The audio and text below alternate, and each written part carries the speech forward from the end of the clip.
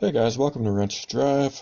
Today we're going to have a quick look at the new axles on my WPL crawler. This is the very same WPL that was on the channel way back in the early days. Really fun model to build. I highly recommend these. They're not world beaters mechanically, but super fun if you like building a model and if you like adding some scale details all of your own. This is by no means a world beater, not the best scale modeling job that's ever been done, but I think it looks pretty good. It's been a lot of fun. I put a 2-speed transmission in mine, which I highly recommend if you're a mechanical nerd. It makes it just a little bit cooler and more entertaining when you're out driving. These axles are the mission of the day, these portal axles. I'm not 100% sure what these are out of. Originally, I bought them on Amazon. They were a crazy good deal. $30 Canadian for both axles and 2 metal drive shafts. That is a screaming good deal. Usually these drive shafts are at least $10 for a pair, at least, potentially more. So that was just too good a deal to pass up, so I decided to order them.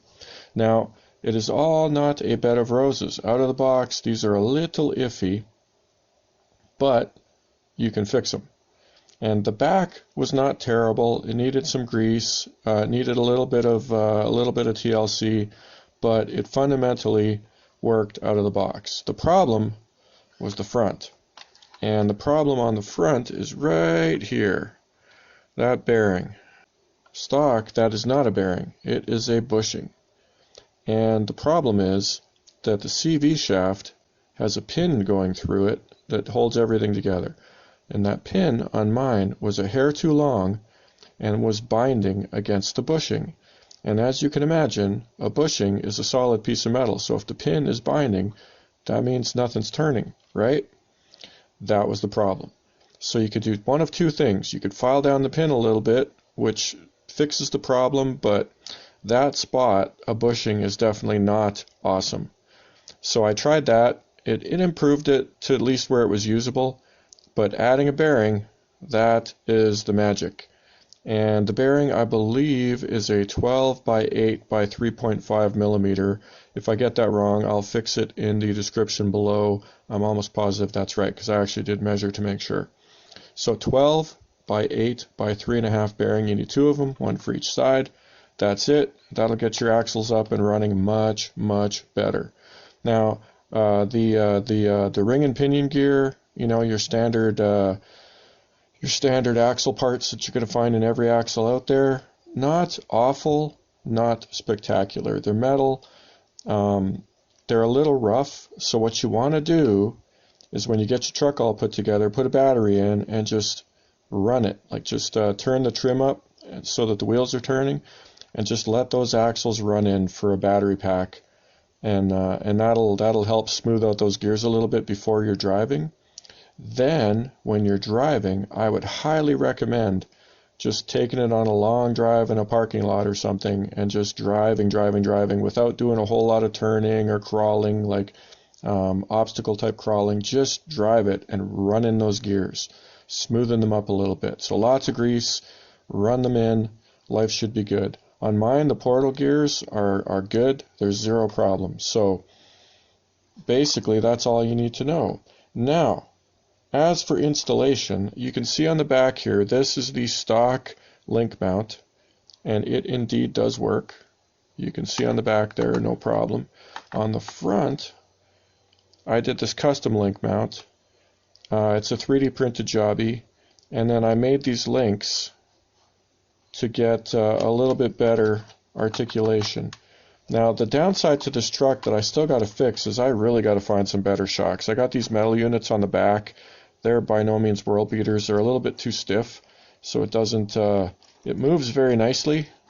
Does not articulate super well when you're driving because they're a little too stiff. Front, stock shocks. Anybody who knows these WPLs, the shocks are a major weakness. They are not awesome. They're a little bit of an issue. So it is what it is. That's definitely something that would not hurt to fix on this bad boy. And if I remember correctly, I think these front tires actually rub on the link mounts here a little bit, and I got to fix that. I got to do a little bit of massaging to improve that situation. But overall, super fun car. I'm back to running the little cheapo ESC. If you've seen any of my videos, you know that if you really want awesome crawling, you can pop in a bigger, more capable crawler ESC, something like a Hobbywing 1060's overkill, but I think they have a little 30 amp one if I remember. But basically like the smallest proper crawler ESC you can find is actually a really good solution for these to give you better control, because it just gives you better throttle response, better slow speed crawling, which definitely makes these little trucks a little bit more entertaining. So that is something to think about in terms of driving it. And between some nice axles, a 2-speed transmission, a decent speed controller, these things work really, really well. It's a super fun truck. I don't drive mine nearly as much as I should. Basically, that's the small form factor. I don't know, where I live, there's definitely a lot of crap to crawl over and stuff, and a 10 scale crawler is just way more fun. So I tend to drive those way more. Now, in terms of working on it, I do love working on these. It's a fun model to build. It's fun to tinker with. I've had this apart so many times, it's crazy. And it's still good. It's got a couple of stripped holes at this point, but hey, look at that. It's still all good, right? I don't know, guys.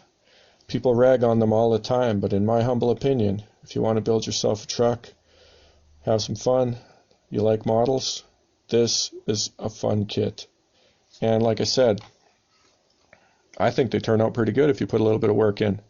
All I did with this was some dollar store acrylic paint. Just painted up the bits and bobs. I did some 3D printing because I know how. Designed up a roll cage, blah blah blah. If you want some of those parts, they're on my Thingiverse. Yeah, lots of fun. And like I said, these axles, I don't know what top dollar is for them. I paid $30 for the pair of axles and the metal drive shafts. That is a screaming good deal. That is an awesome, awesome price. Zero complaints for that money. My humble opinion, because they probably aren't going to be awesome out of the box, you're probably going to need to do a little massaging. I would be very reluctant to pay top dollar. I believe you can get a kit actually that is the same body. It's on Banggood. What is that company called? It's not WPL. It's another company that did like a knockoff of a WPL crawler, and it comes with those portal axles, and I believe it's a honcho style, if I remember correctly. What else? It might even have a 2-speed transmission in it. It's like $100 Canadian, which is a really good deal with all that good stuff in there. So keep your eye out if you're looking. Banggood's not a bad place to go. Amazon's not the greatest because they tend to sell this in the ready-to-run version. And I would not recommend the ready-to-run version because the electronics are definitely not the greatest. You're kind of paying a little too much for them, typically. If it's a good deal, different story. There's a hobby shop locally here that actually sells these under a different brand name, but it's the same crawler, and they have the metal version with the 2-speed, and I believe metal axles, if I recall correctly. And that's a little bit more. Locally here, it's about $150. Not terrible value for what you're getting, in my humble opinion. Nice hard body. These look really good, even compared to, you know, the Traxxas and the Axials and stuff like that. Like, if you like this Toyota body style, pretty sweet, right? So there you go. The axles, top dollar, probably $50. I'd say it's pushing it a little bit. There's not that much going on there. $30 for axles and drive shafts, smoking good deal. Alright, that's it for this edition of Wrench to Drive, where we ask the eternal question: do you drive to wrench, or do you wrench to drive? See you next time.